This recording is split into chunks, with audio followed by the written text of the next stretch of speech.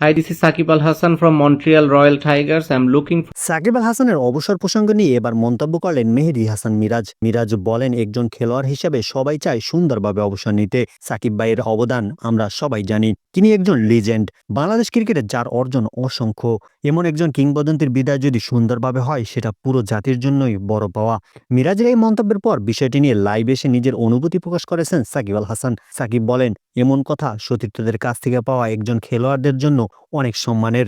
তিনি জানান, বাংলাদেশের জার্সিতে খেলা তার জীবনের সবচেয়ে বড় অর্জন। সাকিব আরো বলেন, অবসর কখন কিভাবে এটা অবশ্যই গুরুত্বপূর্ণ, কিন্তু তার চেয়েও গুরুত্বপূর্ণ হলো দেশের ক্রিকেটের স্বার্থ। তিনি স্পষ্ট করেন, যদি কখনো বিদায় নেওয়ার সময় আসে, সেটা হবে সম্মান, দায়িত্ব এবং দেশের মানুষের ভালোবাসাকে গুরুত্ব দিয়েই। সবশেষে সাকিব বলেন, যতদিন খেলবেন ততদিন শতভাগ দেওয়ার চেষ্টা করবেন, আর ভবিষ্যতে যে কোনো সিদ্ধান্তেই বাংলাদেশের ক্রিকেটের পাশে থাকবেন। সব মিলে সাকিবের বার্তা পরিষ্কার, অবসর নয়, এখনো তার ভাবনায় আছে দায়িত্ব, সম্মান আর দেশের ক্রিকেট।